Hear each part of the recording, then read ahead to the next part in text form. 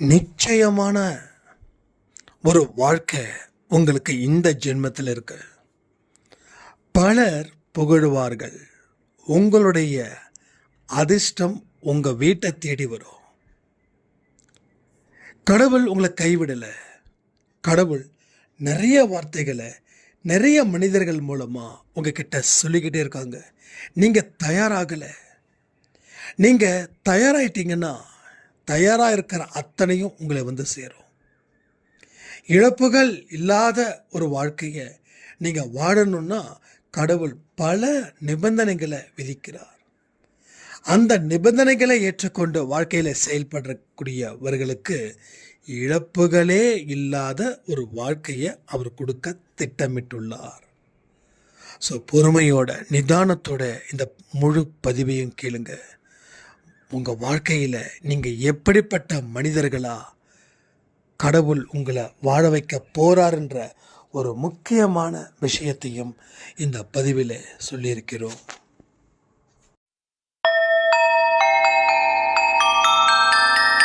ஓம் சாயிரா சாயிரா, ஓம் சாயிரா சாயிரா, ஓம் சாயிரா சாயிரா, அன்பே சாயிரா, பேரன்பே சாயிரா, அகிலம் தளிக்க ஆத்மா விழிக்க அனுதினம் சாயிரா, எங்கள் அன்பே சாயிரா.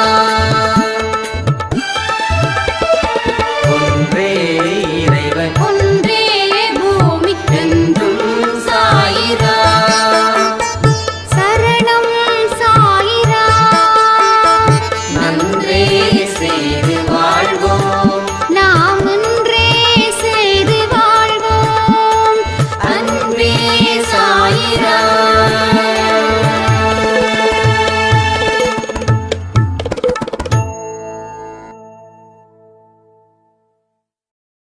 சாயிரா. என் உயிரின் உயிரானவர்களே,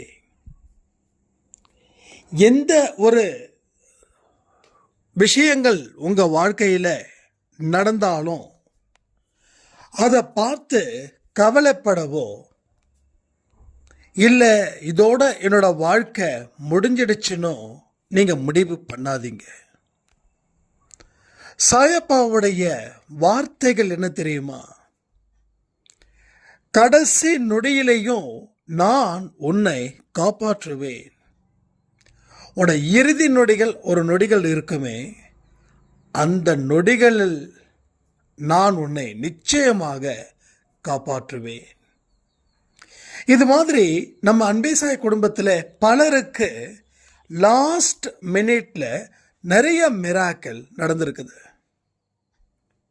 அதை சொல்லிக்கிட்டே இருக்கலாம், நிறைய விஷயங்கள். ஏன் சில பேருக்கு நடக்கலை அப்படின்னா, உங்கள் வாழ்க்கையில் நீங்கள் பயத்தை எதிர்த்தே போராடி போராடி போராடி உங்கள் வாழ்க்கையை முழுவதுமாக அழிச்சிட்டீங்க. பயத்தை எதிர்த்து போராடுறீங்க. அந்த பயம் ஒன்று தான் உங்களோட ஹீரோவாக நிற்குது. அப்போ முன்னேறுவதற்கு உண்டான வாய்ப்போ நம்பிக்கைக்கு உண்டான ஒரு விஷயமோ உங்கள் வாழ்க்கையில் நடக்கலை.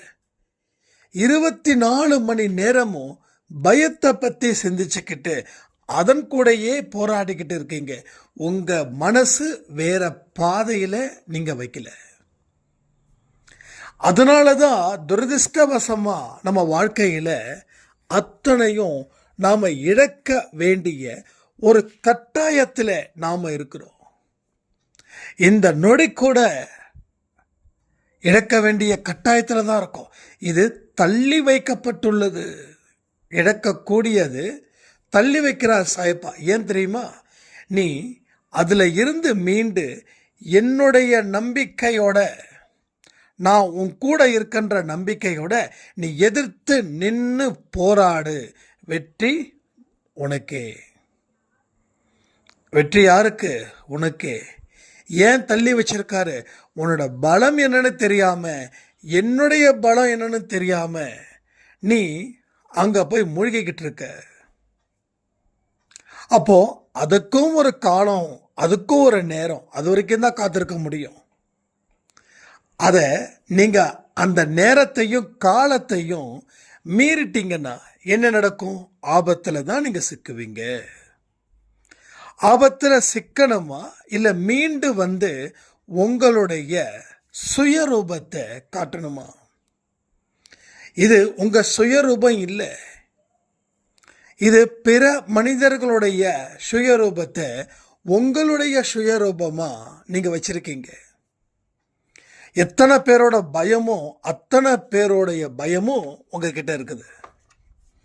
இந்த சொசைட்டியில எத்தனை விஷயங்கள்லாம் நடக்குதோ அது உங்களுக்கு நடந்தது போல நீங்க கனவு பார்த்து அதன்படி நடந்துருமோன்னு சொல்லி பயந்து பயந்து பயந்து வாழ்ந்துகிட்டு இருக்கீங்க.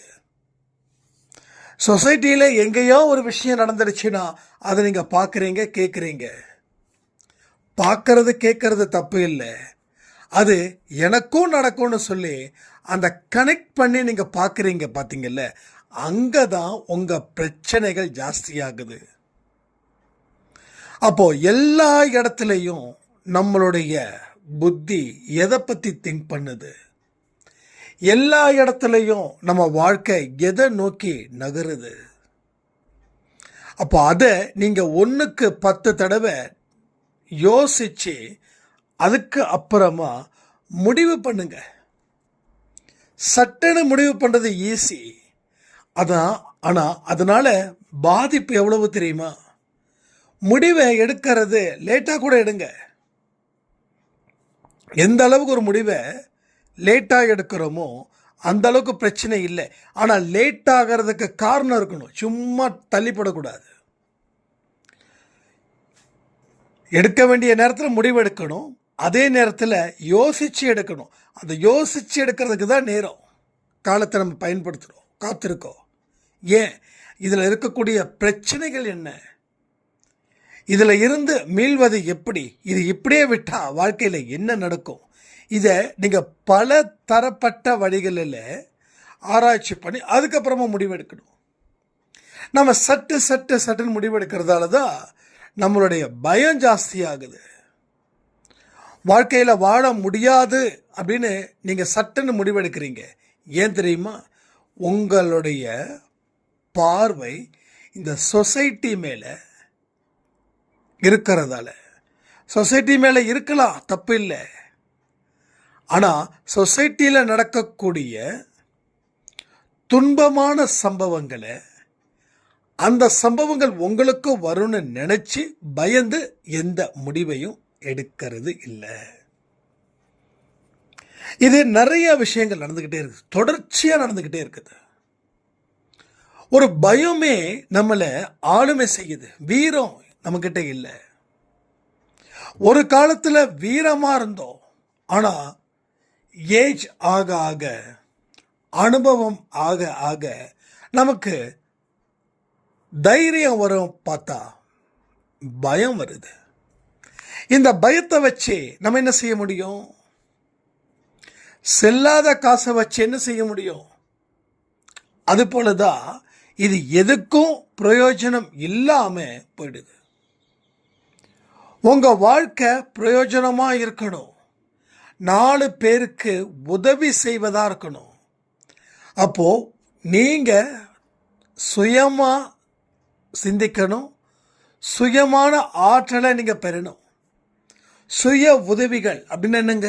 உங்ககிட்டயே இருக்கக்கூடிய உதவிகள், அதை நீங்க டீப்பா திங்க் பண்ணணும். எல்லாமே என்ன பண்ணணும்? ஆழ்ந்து யோசிக்கணும், ஆழ்ந்து யோசிக்கணும். அதில் தான் உங்கள் வாழ்க்கையோட வெளிச்சமே இருக்கு. ஆனால் 1க்கு 10 தடவை நீங்கள் யோசித்து முடிவெடுத்தா நீங்கள் தப்பிச்சுக்கலாம். ஒருவேளை நீங்கள் எடுத்த முடிவு தப்புன்னா கூட நீங்கள் யோசிச்சிருப்பீங்க பாருங்க. அப்போது அதில் சில விஷயங்கள் உங்களுக்கு கை கொடுக்கும், அதை வச்சு நீங்கள் தப்பிச்சுக்கலாம். கடவுள் கொடுத்த வளத்தை நாம் முழுமையாக பயன்படுத்தவே இல்லை. கடவுள் கொடுத்த எந்த ஒரு நல்ல விஷயத்தையும் நம்ம கண்ணு பார்க்க மறுக்குது, காது கேட்க மறுக்குது. கடவுள் இருக்கிறாங்கன்னு நம்புகிறோம், ஆனால் கடவுள் சொல்வதை கேட்க மறுக்கிறோம். இது உண்மையா இல்லையா? எல்லாரும் சாயப்பா சொல்கிறத 100க்கு 100 கேட்குறீங்களா? இல்லையே, கேட்கறது இல்லையே. 24 மணி நேரத்தில் 24 மணி நேரமும் நீங்கள் பிஸியாக இருக்கீங்களா? இல்லையே. ஏன்னா ஒரு காலத்தில் பிஸியாக இருந்தாங்க, இன்னைக்கு பிஸியாக இல்லை யாருமே. உண்மை. நிறைய நேரத்தை நாம் தேவையில்லாததுக்கு பயன்படுத்துகிறோம். தேவையில்லாததுக்கு பயன்படுத்துறதெல்லாம் பிஸின்னு ஒரு கணக்கு வச்சுக்கிறாங்க. ஏன்னா இன்னைக்கு எல்லாத்துக்குமே மிஷின் வந்துருச்சு, எல்லாத்துக்குமே. அப்போது அந்த மிஷின் அந்த வேலை செய்யுதுன்னா நாம் என்ன பண்ணுறோம்? நாம் அந்த வேலையில் இருந்து தப்பிச்சு நாம் தேவையில்லாத விஷயத்தில் நம்ம ஈடுபடுத்திக்கிறோம். இன்றைக்கி பல பிரச்சனைகள். அந்த காலத்தில் எவ்வளவு சூப்பரான ஒரு சிறப்பான வாழ்க்கையை வாழ்ந்திருக்காங்க. இங்கே எத்தனையோ பேர் 60 தாண்டி இருப்பீங்க. நீங்கள் 20ல் இருந்து 30ல் எப்படி இருந்தீங்கன்றதையும் கொஞ்சம் கமெண்ட் பண்ணுங்கள். நீங்கள் எவ்வளோ சுறுசுறுப்பாக இருந்தீங்க? உங்கள் குடும்பம் எப்படி இருந்தது? உங்கள் அத்தை மாமா, மாமன், சித்தப்பா, சித்தி, அண்ணன், தம்பி இவங்கெல்லாம் எப்படி படங்குனாங்க? அந்த காலத்தில் இப்போ இருக்கிற மாதிரியான ஸ்ட்ரெஸ் இருக்கா? நோய் இருக்கா? துன்பம் இருந்துச்சா? இப்போ சைல்டு அபியூஸ் எத்தனையோ நடக்குது, அது மாதிரி அப்போ இருந்துச்சா?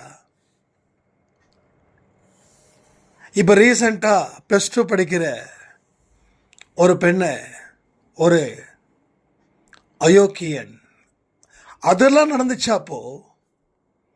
அப்போ வளர்ந்து இருக்கிறோம், ஆனால் வளர வளர அழிஞ்சு போயிட்டுருக்கோம். வளர வளர அழிஞ்சு போயிட்டுருக்கோம். இதெல்லாம் ஏன், எதுக்கு, என்ன நடக்குது? இதுதான் பெரிய விஷயமா இன்னைக்கு இருக்குது. ஒவ்வொரு மனுஷனும் கடவுளுக்கு பயப்படுவதோ இல்லை. நாம் அன்பு வைக்கிறத பற்றி பேசணும். பயந்தா தானே, பயமே இல்லாதப்போ அன்பு எப்படி வரும்? ஸோ கடவுள் தண்டிப்பாருன்ற ஒரு விஷயத்தை வச்சா கூட அவன் தப்பு செய்ய மாட்டான். ஆனால் சாமியை கும்பிட்டுட்டே அவன் இந்த மாதிரி கீழ்த்தரமான வேலைகளை செய்யக்கூடிய மனிதர்கள் எத்தனையோ பேர் இருக்காங்களே. அப்போ டிசிப்ளின் அப்படின்றது சுத்தமாக இல்லை. யாராவது ஒழுக்கமாக இருந்தாங்கன்னா கூட என்னப்பா இப்படி அப்படின்னு சொல்லி அவங்கள கிண்டல் பண்ணுறதுக்கு கூட்டம் ஓஹோன்னு இருக்கும். அப்போது அவன் என்ன நினைப்பான்? ஒழுக்கமாக இருக்கிறது தப்பான்னு நினைப்பான். அவன் ஒழுக்கமில்லாத வாழ்க்கையை வாழ்வான். அந்த மாற்றினான் பார்த்தீங்களா ஒருத்தன், அவனுக்கு சகல பாவமும் போய் சேரும். ஒரு மனுஷனை திருத்தினா புண்ணியம், ஒரு மனுஷனை கெடுத்தா பாவம். நம்ம தெரிஞ்சோ தெரியாமலோ எத்தனையோ பேரை நம்ம கெடுத்திருப்போம். அவன் அந்த ஒரு விஷயத்தை வச்சே இன்னைக்கு மோசமான மனுஷனாக இருந்து அவன் பலருக்கு பிரச்சனை கொடுத்தானா அந்த பாவம் உங்களே வந்து சேரும். ஆனால் இது வரைக்கும் செஞ்சது போதும், இனி என்ன செய்யணுன்றத நீங்கள் முடிவு பண்ணணும். நீங்கள் முடிவு பண்ணாதான் உங்களுக்கு ஒரு சரியான ஒரு திட்டமிடுதல் அப்படின்ற ஒன்று இருக்கும். இல்லைன்னா நீங்கள் திட்டமிட மாட்டீங்க. இங்கே இருக்கக்கூடிய கஷ்டத்தையும் நஷ்டத்தையும் அனுபவிச்சுட்டே இருக்கணுமான்னு சொல்லி ஒரு விரக்தி மனப்பான்மையில் நீங்கள் இருப்பீங்க, வாழ்வீங்க. இதனால் எந்த இடத்துலையும் உங்களுடைய சந்தோஷம் அப்படின்றது உயராது. அது எல்லாமே பாழ்படுத்திடும். பல விஷயங்களை நம்ம சொல்லிக்கிட்டே இருக்கோம். பட் புரிஞ்சுக்கிறவங்க புரிஞ்சுக்கிறாங்க, புரிஞ்சுக்கணும் அப்படின்னு நினைக்கிறவங்க புரிஞ்சும் புரியாத மாதிரியும் நடிக்கிறாங்க, இருக்கிறாங்க. என்ன பண்ண முடியும்? நம்ம எத்தனையோ இடத்துல அன்பாருங்கன்னு சொன்னோம். நம்ம அன்பே சாய் ஃபேமிலியிலேயே ஒரு சாய்ராமுடைய பிரச்சனை என்ன தெரியுமா? இன்னைக்கு தன்னுடைய கணவர், அவங்க கணவர் அவங்கள விட்டுட்டு போயிட்டாங்க. எங்க ஓன்னு ஒரே அழுக. இவங்க அடிக்கடி சாட் பண்ணுவாங்க, கணவர் வந்து இப்படி பண்ணுறாருன்னா என்ன பண்ணுறதுன்னு தெரியல, நான் வந்து எவ்வளவோ முயற்சி பண்ணுறேன், ஆனாலும் முடியல. இன்னைக்கு சண்டை பெருசாகி இனி நான் வீட்டுக்கே வரமாட்டேன் அப்படின்னு சொல்லி அவர் போயிட்டாரு. இப்போ அழுகுறாங்க. என்றைக்குமே ஒரு விஷயத்த முடிவு பண்ணிக்கோங்க. நீங்கள் ஒரு விஷயத்த முடிவு பண்ணால் அதனுடைய சாதகத்தையும் பாதகத்தையும் ஆராய்ச்சி பண்ணி அது ஏற்றுக்க முடியுமான்றத விஷயத்தை வச்சு தான் நீங்கள் முடிவெடுக்கணும். இல்லைன்னா அமைதியாக இருக்கணும். ஒரு பலசாலி கிட்ட நம்ம மோதுறோம், ஒரு மனுஷங்கிட்ட மோதுறோம், அவனை விட நம்ம பலமாக இருக்கணும், இல்லை அவன் அளவுக்காவது நம்ம பலமாக இருக்கணும். அவனுக்கு கீழே நம்ம பலகீனமாக இருந்தோன்னா இது மோத வேண்டிய நேரம் இல்லை, இது உங்களை வளர்க்க வேண்டிய நேரம்னு நினச்சிக்கணும். மோதி பார்த்துடலாமான்னு சொல்லிடுற இடத்துல அது ஒரு வீரம்தான். ஆனால் மோதின அடுத்த நிமிஷத்தில் நீங்கள் தோல்வியை தழுவிடுவீங்க. ஏன் தெரியுமா? நீங்கள் மோதின ஆள் உங்களை விட பலசாலி. அப்போது கோபத்தையும் ஆத்திரத்தையும் மனசில் வச்சுக்க கூடாதுன்னு சொல்லுறோம். ஆனால் எமோஷ்னலாக அதை வச்சுக்க முடியல, அதை வெளியிடுறோம். வந்த விளைவு தானே இந்த விளைவு. இப்போ சாய்ப்பா எப்படி பொறுப்பாக முடியும்? சாய்ப்பா பொறுப்பாவாரா? பட் எல்லா இடத்துலையுமே நாம் எதிர்பார்த்தது போல் எந்த மனுஷனும் வாடலைங்க. புரிஞ்சுக்கோங்க. நம்மளே நாம் எதிர்பார்த்தது போல் நம்ம இருக்கோமா? நான் நினைக்கிறேன் இப்படிலாம் இருக்கணும் அப்படின்னு. இதில் நான் எத்தனை சதவீதம் நான் அப்படி இருப்பேன், எத்தனை சதவீதம் நான் அப்படி இருக்க மாட்டேன்? நீங்களே திங்க் பண்ணி பாருங்கள். ஒரு 50% இருப்பேன், 50% இல்லைன்னா கூட equal balance, okay, no profit no loss. But 80% நான் நினச்சது போலவே என்னால் இருக்க முடியலைங்கன்னு சொல்லக்கூடியவர்கள் தான் ஜாஸ்தி. அப்போ 20% தான் நான் நினச்ச மாதிரி இருப்போம். அது என்னங்க, 3 வேளை சாப்பாடு, அது வந்து ஆஸ் யூஷுவலாக என்னென்ன வருதோ அது. அப்போது நம்மளே நம்ம நினச்சது போல இல்லைன்னா பிறர் எப்படி இருக்க முடியும்? அப்போது நல்லா யோசிக்கணும். கண் கெட்ட பெண்ணே சூரிய நமஸ்காரம் எதுக்குன்னு கேள்விப்பட்டதில்லை? அந்த வார்த்தை நமக்காக சொல்லப்பட்டது தானே. நீங்கள் ஃபைட் பண்ணுறீங்க, இந்த ஃபைட்டால் உங்களுக்கு லாஸ் அப்படின்னா அதை அக்செப்ட் பண்ணக்கூடிய மைண்டு இருக்குதா?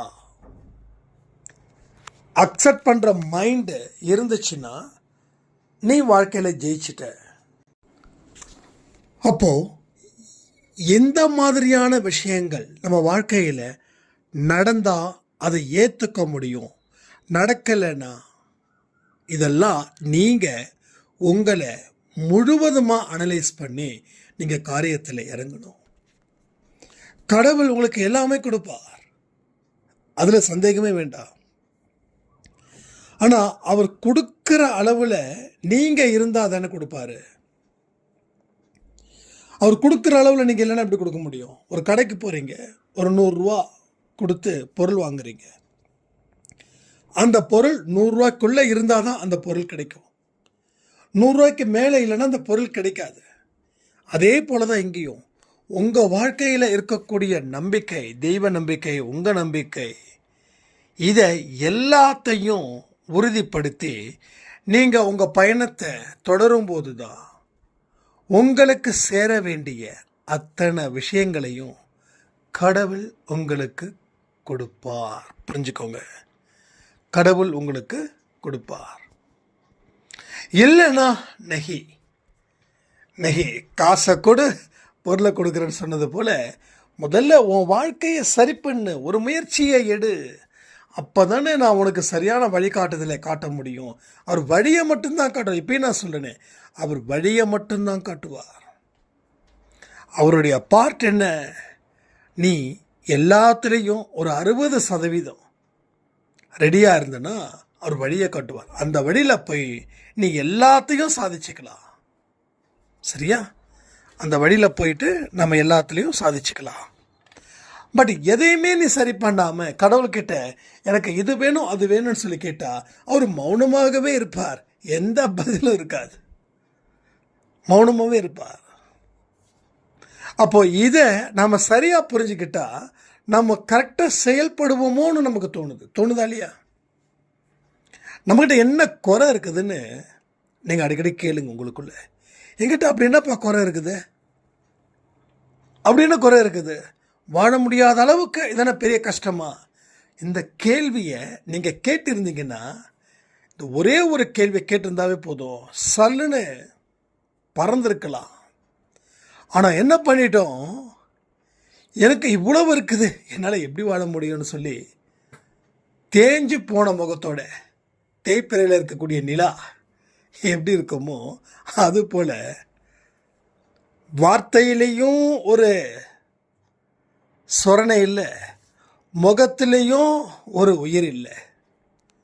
ஆக மொத்தம் ஒட்டுமொத்தமாக இன்ஆக்டிவாக இருக்கும். புரியுதா? ரெண்டே தான். ஒன்று, அப்படி பேசுனா வாழ்க்கை பறக்கும், இப்படி பேசுனா வாழ்க்கை பறக்கிற சக்தி இல்லைன்னா என்ன ஆகும்? பறந்துக்கிட்டு இருக்கிற ஒரு பறவை திடீர்னு பறக்கிற சக்தி இல்லைன்னா என்ன ஆகும்? கீழே பொத்துன்னு விடும். அதான் இங்கே நடக்கும், அதான் இங்கே நடந்துக்கிட்டு இருக்குது. சரியா? இதை நல்லா உங்கள் வாழ்க்கையில் நடந்த அனுபவத்தை வச்சு நீங்கள் யோசிச்சு பாருங்கள். சரி, இப்போ என்ன செய்யணும்? எல்லாமே சொல்கிறீங்க, கரெக்டு. இப்போ என்ன செய்யணும்னா, எஸ் தான், என்ன குறை இல்லை, என்ன குறை நமக்கு பெருசா? ஏன் முடியாதா?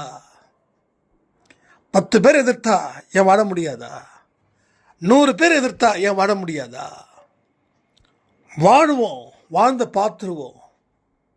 அப்படி எதிரிகள் வந்து வீழ்த்தினா வீர வணக்கம் சொல்லி உயிரை விட்டு போயிடுவோம்.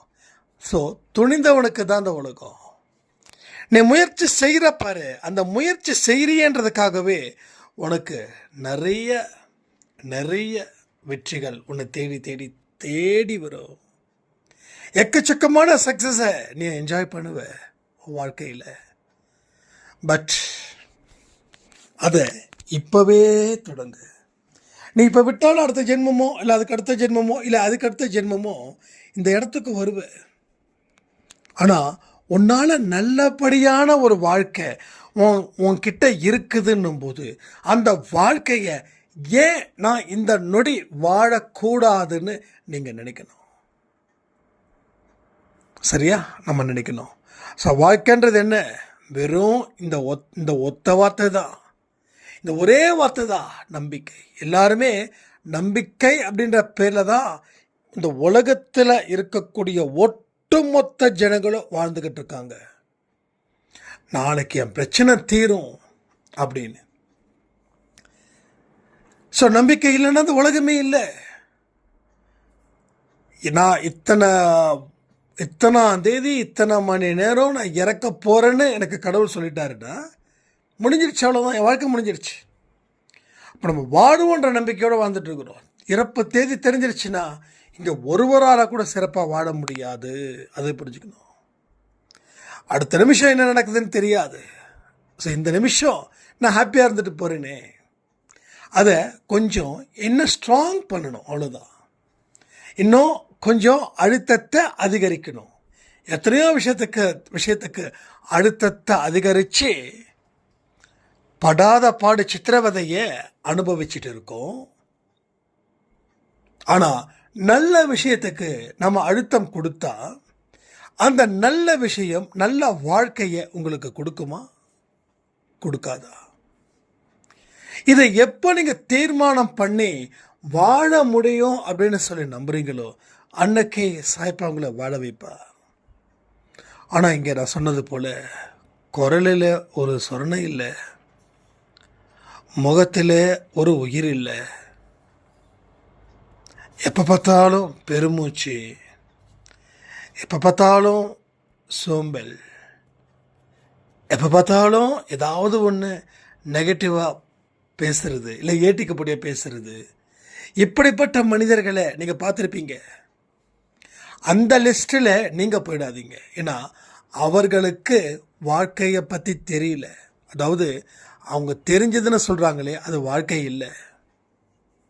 ஆனால் உங்களுக்கு இருக்கக்கூடிய அனுபவம் அவங்களுக்கு இருந்துச்சுன்னா அவங்க வாழ்க்கை இந்நேரம் ஓஹோன்னு வந்திருக்கும்.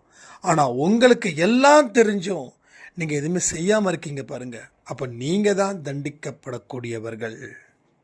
யார்? நீங்கள் தான். ஏன்? எல்லாம் தெரிஞ்சும் எதையுமே தெரியாதது போல நீ வாழ்ந்துட்டு இருக்கேன்னா கடவுள் உங்களுக்கு தண்டிக்க மாட்டாரா என்ன? ஸோ யாரை தண்டிக்கிறார் கடவுள்? நல்லவர்களை தண்டிக்கிறார். கெட்டவர்களை தண்டிக்கலையான்னு கேட்கக்கூடாது. அவர்களுக்கு நீங்கள் படுற தண்டனையை விட மோசமான தண்டனை வரும். 6 மாதம் சிறை தண்டனை உங்களுக்குன்னா இன்னொருத்தனுக்கு அடுத்த 1 மாதத்தில் மரண தண்டனை. அவ யோசிச்சு பார்த்துக்கோங்க. 1 மாதத்தோட முடிஞ்சுது. நீங்கள் 6 மாதத்துக்கு அப்புறம் மீண்டும் வெளியில் வருவீங்க.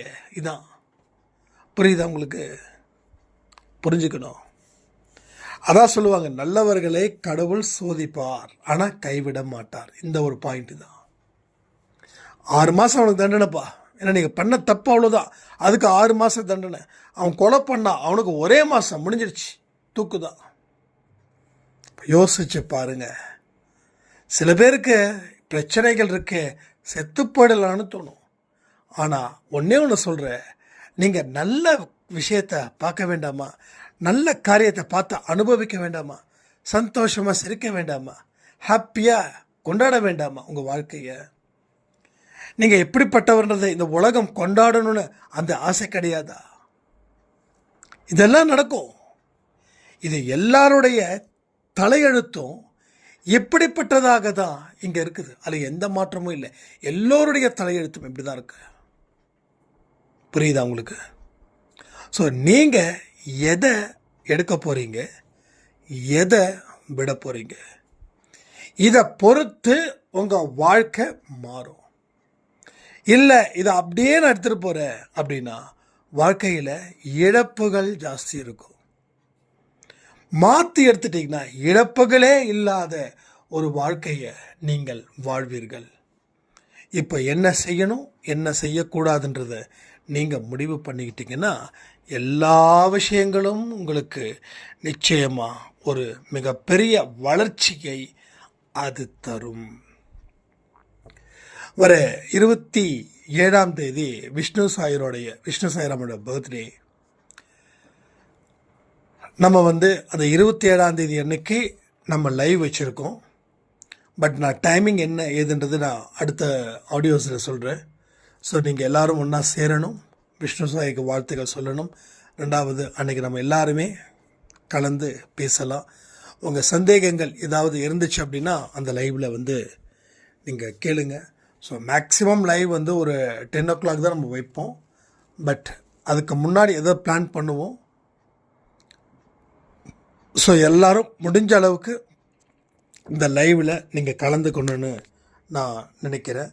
ஸோ வாழ்க்கையை வாழ்வதற்கான வழிகள் சாயப்பா தினந்தோறும் நமக்கு அன்பே சாயில் கொடுத்துட்ருக்கிறது ரொம்ப ரொம்ப சந்தோஷமாக இருக்குது. ஸோ அவர் எவ்வளவுக்கு எவ்வளவு நம்ம மேலே அக்கறை இருக்குதுன்றத இந்த 2-3 நாளில் நடந்த மிராக்கள் இந்த கமெண்ட் செக்ஷனில் நீங்கள் பார்த்தீங்கன்னா தெரிஞ்சிருக்கும்.